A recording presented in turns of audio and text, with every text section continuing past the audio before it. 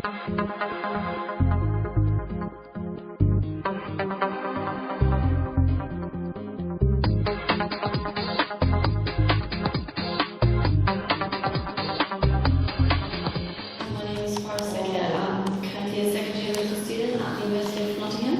today I'll talk to you guys about applying to university.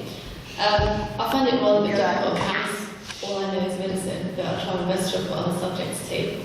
So I'll be covering UCAS and how applying their system, basically work experience, which is quite essential for quite a few subjects. Personal statement, which is your one and only chance to show them how good you are and how unique you are. Your grades. And then portfolio, which is needed for some RT subjects and architecture, and then finally the interview. So UCAS, it's straightforward. If you're a user GCSEs, you'll do your GCSEs, you'll get your grades. Based on your grades, you'll move on to applying to university.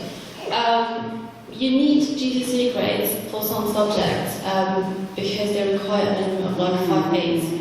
And if you don't meet them, then it will be rather difficult to pass on to the next stage. But GCSEs is your first step. If you do well, you have a high chance of getting to BTEs. But even if you don't do well, so many unis don't even look at GCSEs. So that's the start of your whole application. Then after that, you have year 12. You'll do your AS. During that year, you'll be trying to find kind of opportunities to build your personal statement. So these will include, work experience, volunteer work, any events you attended, and conferences, and anything you can put on your personal statement. So that year is very essential for you guys to work towards, having a very unique personal statement. And then admissions tests, we'll set them as well at the end of year 12. So if you do, for example, law, you have to set the ALNAF law test, and for medicine, it will be UKCAT and BEMA. So you have to set those kind of in the summer holidays between year 12 and year 13. Year 12, year 13 afterwards, you apply to UCAS, as you just mentioned, and then most of the time you'll get an interview, and after the interview, either get an offer or a rejection. Let's say you would get an offer, at least one offer, you will put that as your firm choice, and then the second one is your insurance choice. In the offers, they will be saying, we need you still to get, for example, 3 days in order for you to just continue on and start the course in September. Now, if it comes to results day, and you see that you did not get the grades, your firm choice will go, and you have then your insurance choice. Now, if you don't get the grades for your insurance choice either, like you got, let's say, 3 Bs, your firm was 3 As, your insurance was 2 As and a B. You didn't get both of them, so you'll be left with no place at university. What UCAS offers is clearing. Now, clearing is your chance kind of to apply to courses on the day of your results day, like mid-August, for courses that the universities have available. So you call up at uni and you realise, okay, do you have any places available for this course? They'll say yes. What grades did you get? You say 3 Bs, and they say we accept you, and that's it, you got the place. For medicine, there's rarely any clearing. However, last year there was clearing for medicine at the University of Sheffield, and the kind of difficulty with that was the case that people did apply and got an interview for medicine at Sheffield. They were not able to apply for clearing. Other people who kind of did get an offer, didn't meet the grades, they were not able to apply either again through clearing. So the people who did then apply to clearing and got a place, they had to do the interview within that 1 month space before starting the course. So it was a bit kind of tough because medicine, they need to have an interview to finally confirm that you can have the place.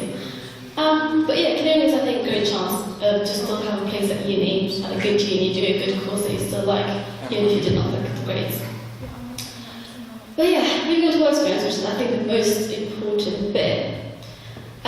It's quite difficult to stand out and get work experience that makes you unique compared to other people, because everyone's doing the same thing. Every medic is working in a nursing home or in a hospital or at a GP. Every kind of law student at a law firm, and dentists and dental practices. So you need to be kind of unique and stand out. And I think the best tip is to just do something regularly over a few months, because it will show a lot of skills when you do something over a few months compared to doing it just for 1 day. You could have it on a charity shop, for instance, where you can have looking after child who has a disability, or volunteering in a hospital or nursing home. And it doesn't have to be related to your subject. So it could be just working in a shop, just a random shop. Because, I'll go into that later.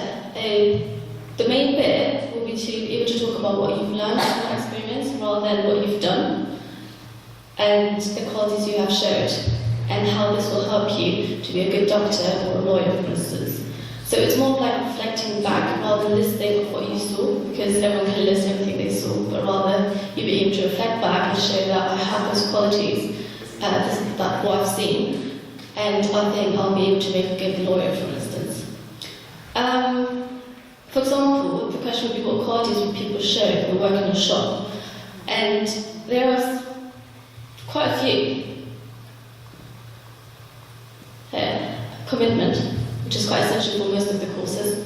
The fact that you're studying while still being committed to go on to like a Saturday and Sunday job while you have to study. If there are long hours, then that shows that you're kind of links back to commitment and dedication. Communication skills, essential for most of the jobs and the specialities.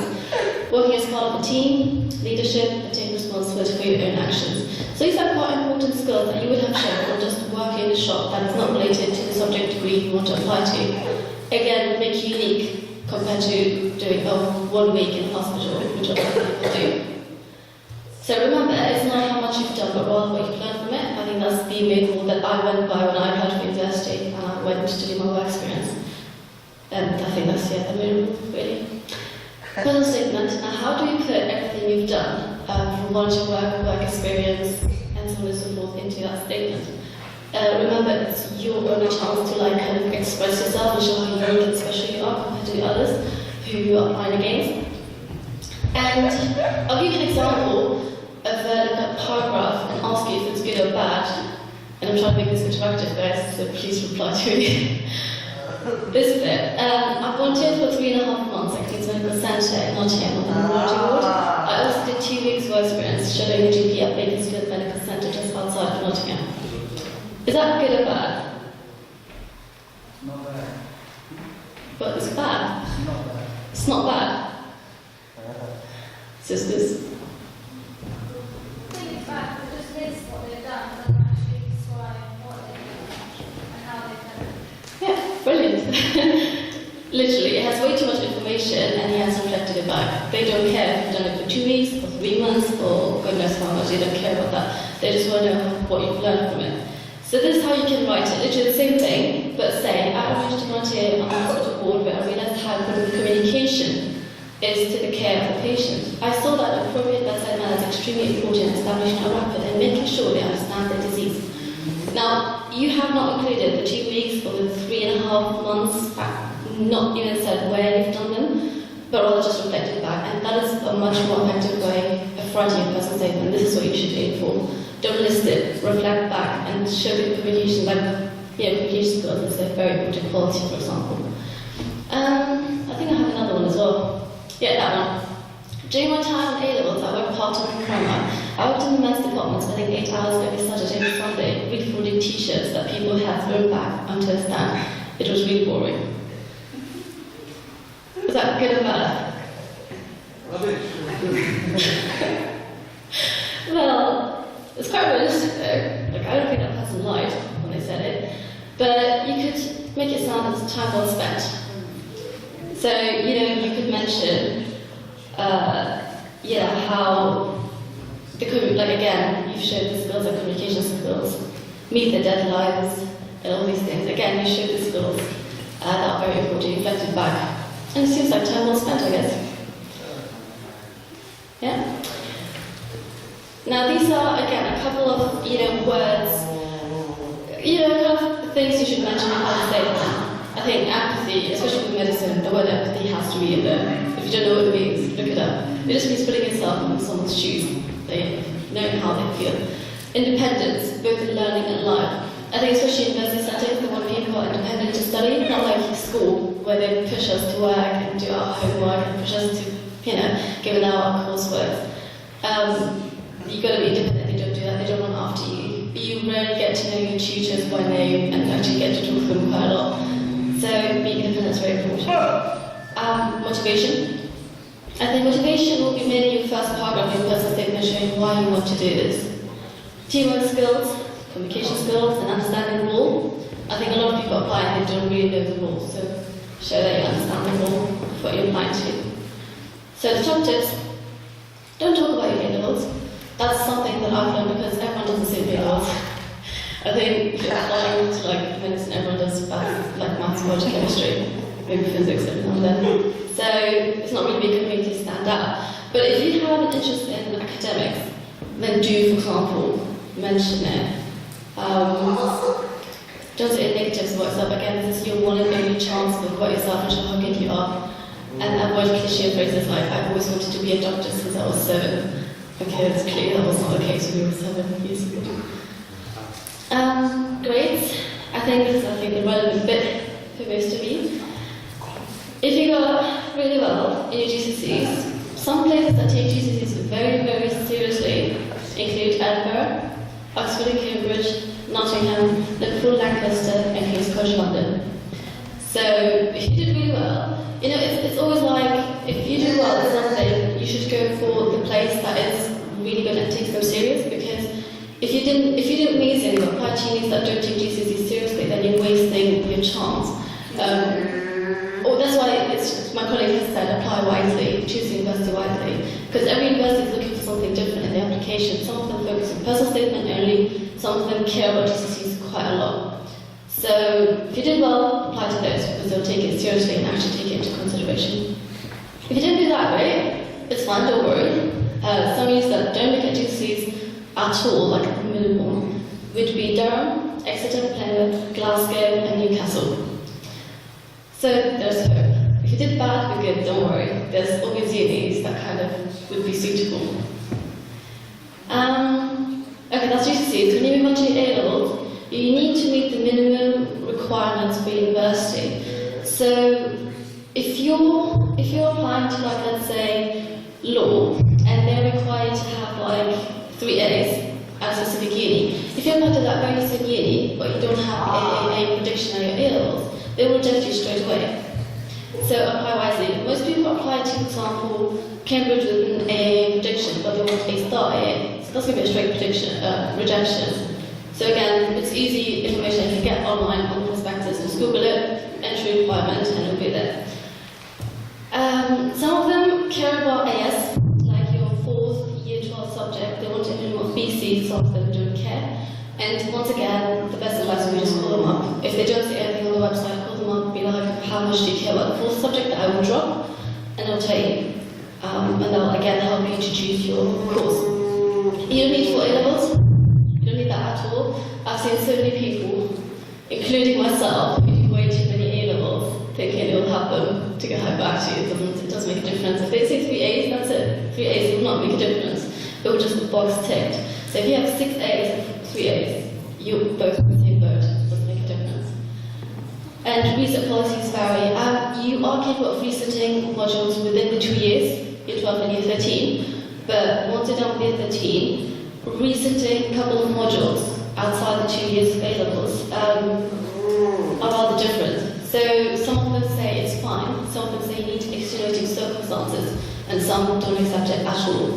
So again, contact them and see what they say.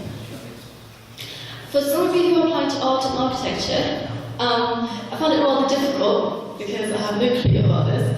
So I had to contact universities and ask them what exactly they wanted in the portfolio. So apparently they ask for the portfolio after you submit your UCAS application.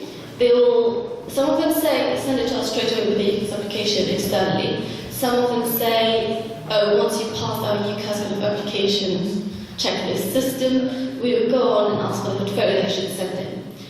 And some of them say bring it with you to the interview. So it depends. Now what we need to have is basically, images of what you've done. Just present your work. Again, it should show that it's your own work. You need evidence from your tutor, or art teacher, have your UCAS number and so on and so forth. Evidence that you have the skill of like hand drawing, so live drawings, for example, or like still life. I don't know what that means. Images of like things that you are capable of doing, but they don't really want you to do kind of university style things, not like building or drawing 3D buildings, because that's kind of something that you learn at uni, that's why you go to uni. And again, it should have like a minimum of like 15 images, for example. Cambridge, for example, when I contacted them, they got back like a very long list of things. So if you want that, just take my email address later on, I take yours and I'll send it to you. It's quite long. So I've taken out a few things.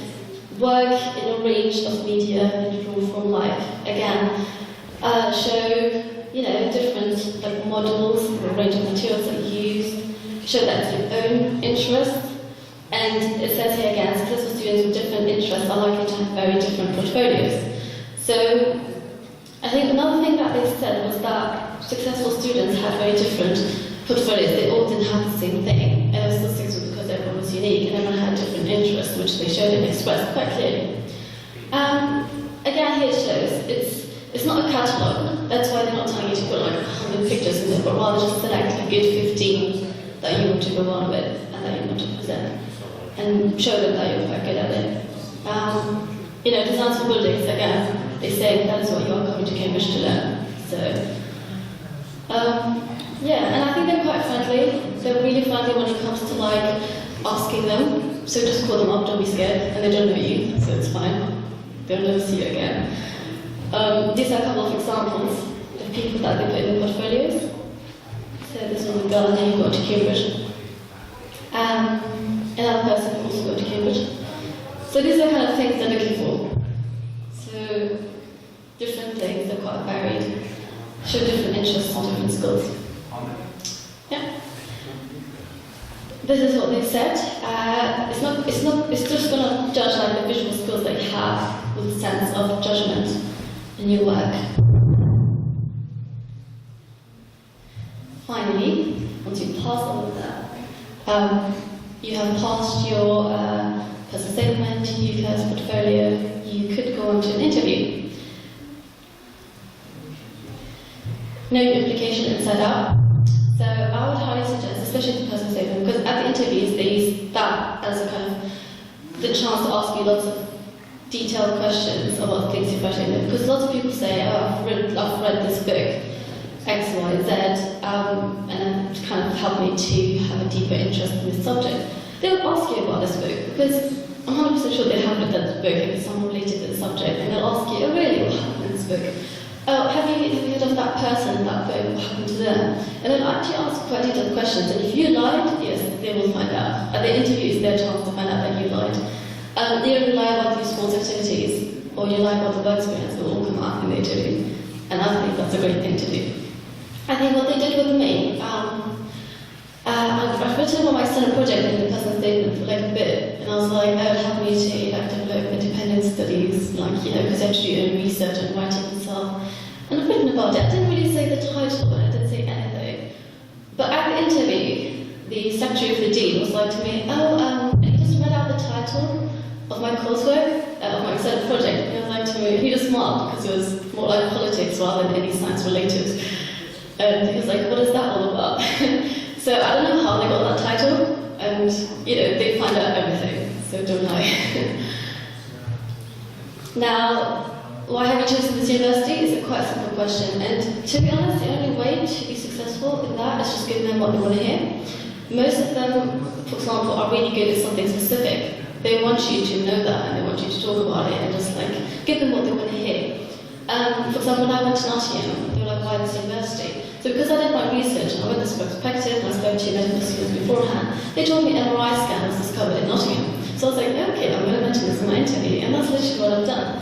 I've said, they're quite good at research, example, MRI was discovered here. And they're like, oh yes, definitely it was. Just giving them what they wanted to hear, and make them happy, and you will be happy too. Current issues about the subjects that you're studying. If you're doing, for example, in law, know about the government, know about the current politics, know about the different, labour, and so on and so forth. This is just fundamentals. Know them inside out. What I did as well, in the morning of my interview, because my interview was like 11 o'clock, at 8 o'clock when I was away, I just looked at like BBC News, Media and Health section, what was out, uploaded on that day in the morning, and I looked at like the different news, and I printed out some of them, and I went them through, did a bit of research, and went to interview. So if they ask me what is the news you've heard, I'll be like, oh, this morning I read this and this. Again, it shows that you're keen, and you would put in the time to learn more about, what's happening in the world around you. Because they want a well-rounded person. They don't want people who are like machines, who are capable of getting 100% in every single exam, but rather than people who are aware of what's happening around them, people who are, well-rounded people. And also, part of the interviews will be, what are your hobbies? What do you do in your free time? Again, just to see that you're well-rounded and not only someone who's studying 24/7, because they don't want that. Think about into it, yeah. Dress smartly. Doesn't have to be a suit, but for guys, I would advise suits. For girls, just something that looks smart. The body language is very essential in interviews. If you move your hands too much, just have a folder with you where you hold on to under the table so you don't move your hands too much. Sit correctly, your posture should be right. Because all of that actually makes a difference. When you come into the room, the way you come into the room, the way you present yourself, the way you stand, the way you shake the hands, for example, is all very essential. It's part of the body language that will have an influence on how the attitude towards you will be. And then finally, I guess smile. Smile is very important. That's what I did. I kept smiling throughout the interview. Just to show that you're a friendly person, you're smiling, you're nice. Adds to your personality and how unique you are compared to other people who are, everyone's nervous and they know you're nervous. And that's why they try to have some icebreaker questions, such as how did you get here today? But it doesn't really help, to be honest. But they know that, so they take that into consideration. Another thing I wanted to talk about interviews is that you might have just one interview, but for some unis you might have 2 or 3 interviews. So I think some people I spoke to from Cambridge and Oxford, they had, it's a minimum of 2 interviews anyways. So one interview would be, why this course, why this university, or how's life, what do you do in your free time, etc. And the other one would be more like subject related, so more kind of knowledge questions about the subject you apply to. I think most of the questions are actually just to see how you think, rather than actually knowing the answer, because apparently a medic had an interview, and in his second interview he had like a 15-minute monologue, and afterwards they asked him what are the mountains of Norway made up of. So it's something, you don't necessarily know the answer of what the mountains of Norway are made of, but rather how you think and the process you go through, and if that suits their style of teaching. And if you pass that, then you got it, for example. Most interviews are panel interviews, so you'll have 2, 3, 5 people sitting in front of you, doctors, researchers, consultants, students, sometimes sitting there asking you what societies you would join when you come to uni. Sometimes you just have 2 people, I just have 2 people. In other types of interviews, it's MIs, multi-minute interviews, so you'll have stations, like 7 stations, and each station has 5 minutes. And for each one there's a question. So one of them will be about teamwork, one of them will be about work experience, one of them will be some ethical scenario, one of them will be why this course, another why this university. It's literally the same as the same interview questions, but it's just, each room, like you be with one person in each room, the bell rings and you go to the other room. The good thing about that is that if you perform badly in one station, the person after or before doesn't know how you performed in that station, so it's not really going to affect it. Whereas if you're in a panel interview and you do badly on one question, it will kind of affect the consequence of the next questions. It does kind of do that. So that's the benefit, I guess. But don't worry about interviews too much. If you stay calm, stay yourself, prepare, and know what you're doing, know what you're talking about, know your application, you'll be fine. Most of the time you'll be fine. And I think that's it. I'm done. Good luck all of you. That's my email address if you ever want to email me. Want to give me a personal statement to look at, I'm more than happy to do so. Even if it's non-medical related, I can still give it to some of my friends.